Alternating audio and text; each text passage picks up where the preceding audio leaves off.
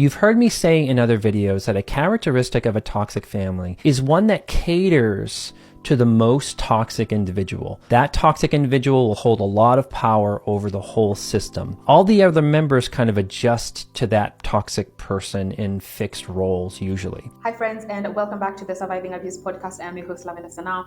Today's video is going to be all about why family support comes at the cost of abuse. And I have posed it as a question because I am genuinely asking, why does family support come at the cost of abuse? So in today's podcast episode, we are going to make an attempt at discussing this. But of course, this discussion is one-sided, and I would love to know your side of things, your opinion, why you think family support comes at the cost of abuse in the comment section down below. So if you have your own thoughts on why family support comes at the cost of abuse, then I am very interested in hearing your thoughts on that. Before I get into today's podcast episode, if you did not catch our last video, that was one of the most difficult videos I have recorded in quite a while. So I will make sure to pop it up on the screen right now as I'm talking about it. For anyone who has not seen it before, I highly encourage you to check it out. It was definitely interesting for me to look back at the last 2 years of my life. They were so action-packed. Definitely movie worthy. And so if you are curious or interested in that video, then I'll be sure to link it for you in the card section above, as well as in the description bar below. And if you are new here, hi queen, sass the vibes and see if you like it here. I encourage you to check out the full podcast. We have quite a few episodes at this point, and the point of the Surviving Abuse podcast is for me to help victims of narcissistic parental abuse and child sexual abuse heal through talking about our trauma. So without further ado, let's get into today's podcast, which is, why does family support come at the cost of abuse?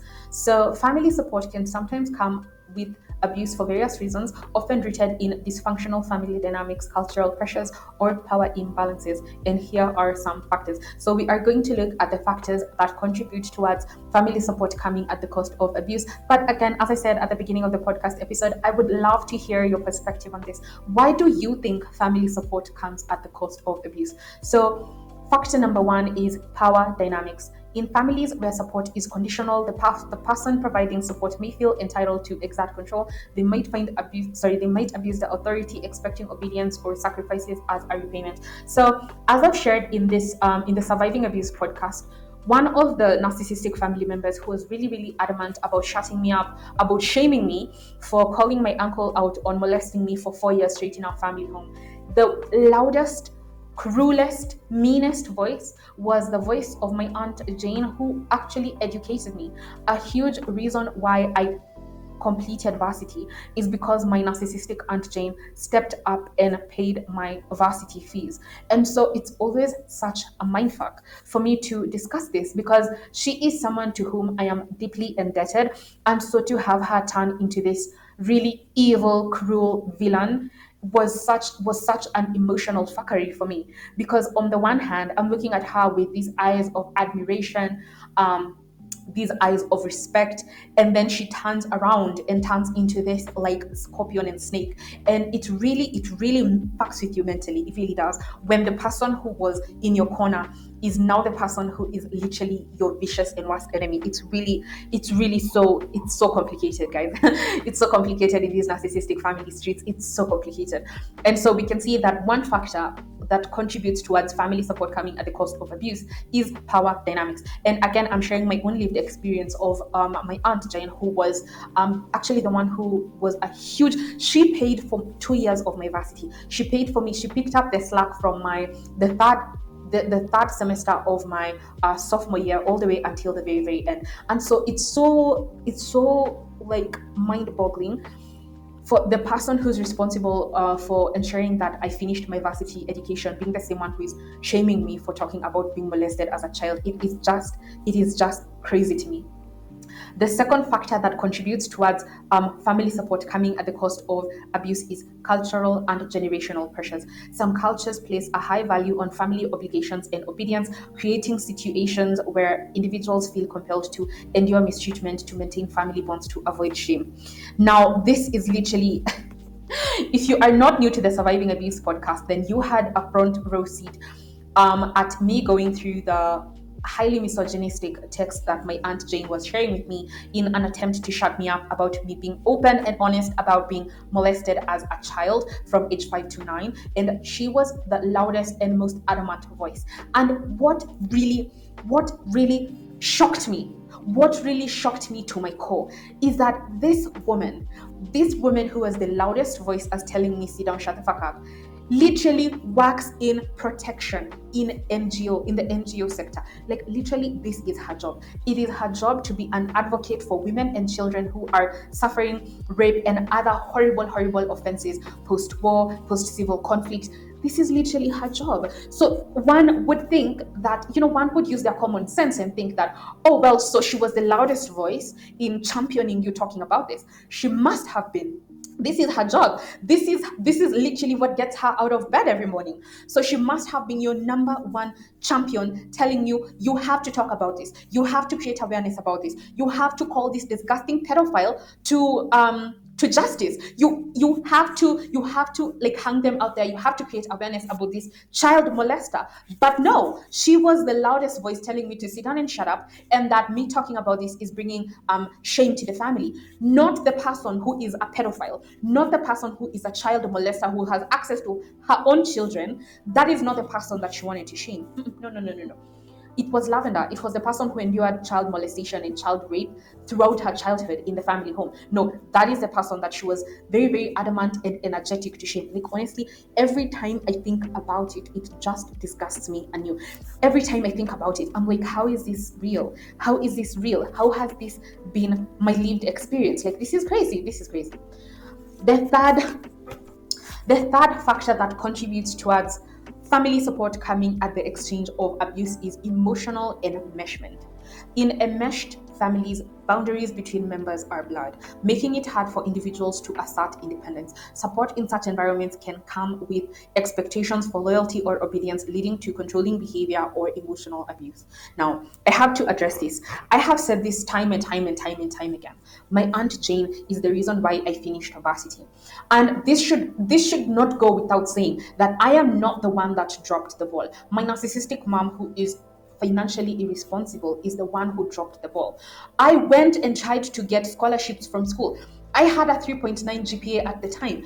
I went to school and they told me there's no way we can give you a scholarship while you're living in Kileleshwa. There's no way we can justify this as the board. Giving you a scholarship while you're living in Kileleshwa, while we have students from Madare, while we have students from Kawangware, while we have students from Kibera that are also going after these same scholarships. There's no way that we can justify it. So for somebody saying, well, Lavender, you could have done, I did, guys. I was crying from office to office. And these guys all but laughed me out of the office. They were all saying the same thing. There is no way that we can justify giving you these grants when you live in Kileleshwa and we have students from Madare, Kawangware, Huruma, Kibera. There's no way we can justify it. So for somebody who is very quickly to say, oh, well, people get scholarships. I'm like, I did. I tried. I literally knocked every office in the SIU. Every bursary scholarship office. The only office that did not laugh me out of there was the AO office. And guys, literally, when they approved my plea, I sat there and I cried for hours because I had knocked on so many offices and they all but laughed me out of there. And I have to say again and again, I am not the one that dropped the ball. I am not the one that refused to go to school. I am not the one that was like, okay, I am too good for college education, guys. I worked so hard to pull my GPA up from 3.1 to 3.64, which was my graduating GPA, and I graduated cum laude. Guys, I showed up, I did the work, I knocked on doors, and I am not the one who had dropped the ball. So even when they're caught in the crossfires of people who, right? So here's the family dynamic. My narcissistic mother drops the ball, she shits the bed. And then because she plays the game where she's the bootlicker, she's the yes man, right? So because people cannot then hold her accountable, they take out their frustrations on me because I refuse to play them. I refuse to play the game. I refuse to play the game of the toxic family dynamic. You've heard me say in other videos that a characteristic of a toxic family is one that caters to the most toxic individual. That toxic individual will hold a lot of power over the whole system. All the other members kind of adjust to that toxic person in fixed roles usually. Where we pretend everything is fine. And so because she's the one who causes, she'll set the fire. And because she plays the game also, she will set the fire and not be the person to be held accountable. So people want to then turn their frustrations onto me, Lavender, because I don't play the game. I will not pretend that a dysfunctional situation is functional. And by me speaking out is me saying, yeah, I'm not playing that game. I'm not playing that game. I'm not interested. Double it and give it to the next person. And so we can see that in families that are highly emotionally enmeshed, then it creates an environment that fosters abuse, where it will be, yes, I will support you, but it will be in exchange for me shaming you for speaking out about being molested for 4 years straight by your uncle. I will support you in the exchange of you having to live with that pain. And I'm like, no, thank you. Get somebody else to do it. The fourth factor that contributes towards family support coming in the exchange of abuse is unresolved trauma. If a family member has unresolved trauma or unmet emotional needs, they may unintentionally or intentionally project those onto others, leading to abusive behavior. And I think we are seeing that play out in real time. They may not have healthy ways of expressing stress or managing relationships, causing them tension and or harm. And honestly, we know this to be true of narcissistic people. We know this to be true. This is something that is peer-reviewed and documented heavily and extensively. Narcissistic people are professional projectors. They're professional projectors because they don't take the time to take stock of their own emotional wounds. They don't take the time to take stock of how they are now becoming the people who harmed them. They are turning into the monsters who harmed them. And because they don't take time to take stock of that and address that and deal with that, then they project it onto other people who are in fact taking stock of how they have been harmed, taking stock of how they have been hurt, and taking responsibility of healing themselves like I am doing right now. And so because somebody is too lazy to take charge of their emotional wounds, then they project that onto other people. And again, I say, no, thank you, get somebody else to do it. The fifth factor that contributes towards this unhealthy family dynamic is lack of boundaries. Families that do not respect boundaries, that do not respect individual autonomy or personal boundaries, might see support as an exchange, where help given becomes a way to exert control or expect compliance. Oh my God, I think people who are in narcissistic families, and I call them corporate families because they operate like corporate organizations. And this is something that I promised myself. I told myself that there's no way that I'm going to deal with corporate bullshit for a paycheck, because I need that paycheck to live. I need that paycheck to pay for the roof over my head. I need that paycheck to pay for my utilities. I need that paycheck to buy food and support myself. There's no way that I'm going to deal with corporate bullshit to support my livelihood and then deal with corporate bullshit in my own family. Like, I'm not going to do that. Like, double it and give it to the next person. And so this is one of the other factors that highly contribute towards family support coming at the exchange of support. And before we move on to the final factor, I am inviting you to share why you think family support comes at the exchange of abuse. Again, this is a very one-dimensional conversation. It's me sharing what I think contributes towards family support coming at the exchange of abuse, but I would love to hear why you think family support comes at the exchange of abuse. So the sixth and final factor from my research of why family support comes at the exchange of abuse is fear of losing control or relevance. Family members who feel insecure may react to changing family dynamics by clinging to control, manifesting as verbal, emotional, or even physical abuse, especially when others try to assert independence. So again, I love to use the Surviving Abuse podcast season 1 to lay the foundation of my own lived experience. This should also hint at the fact that all the following seasons will be open to guests coming in and sharing their own lived experiences, sharing their own experiences with narcissistic family dynamics, and sharing the experiences with us so that they can talk about it and begin the healing process, and so that we can also heal through validation and hearing other victims' experiences. So let me just go ahead and explain again the family dynamic that was established. When I was born, I was born to take the place of my narcissistic mother's Becky punching bag. So that was the space that I was born to fill, right? In the family dynamic. So I was born so that she can shit the bed, blame it on and then blame it on Lavender, so that she can set a fire and have Lavender take the brunt of it. And that actually has been how it works. So she will do some fuckery, and then because she plays the corporate game, so our family is set up like a corporate. And so, in the corporate, it's all about bootlicking, and there's this hierarchy, and the person with the most money makes the rules. And so that is the hierarchy in our family. And so because she understands the corporate game, because she's been playing it for the last 49 years of her life, she understands the corporate game. And because I didn't understand the corporate game for a long time. And when I say the corporate game, I mean the corporate game in the narcissistic family, because narcissistic families are set up like a corporation, okay? It's all transaction. And so there's a lot of bootlicking, there's a lot of yes manning, and there's a lot of suppressing of emotions, and there's a lot of toxicity going on. And the more money you make, the more toxic you get to be. The more money you make, the more abusive you can be. The more money you make, the more you can crush people under your heel. And that is the family dynamic in our family.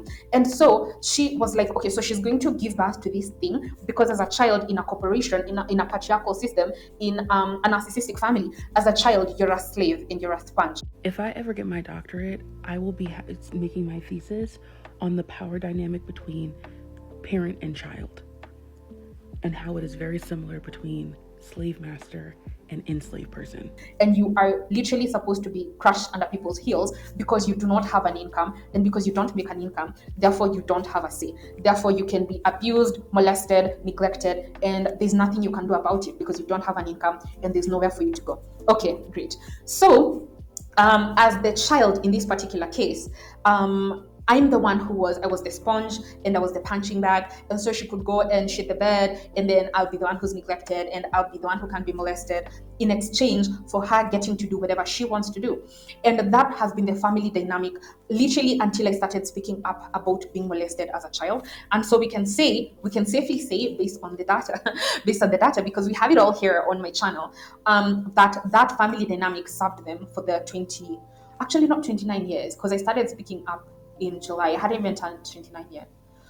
So for 28 years, almost 29 years, for 28 years, that family dynamic served them, where my narcissistic mother Becky would go and set a fire, and then because she's a bootlicker, the rage will not be directed at her.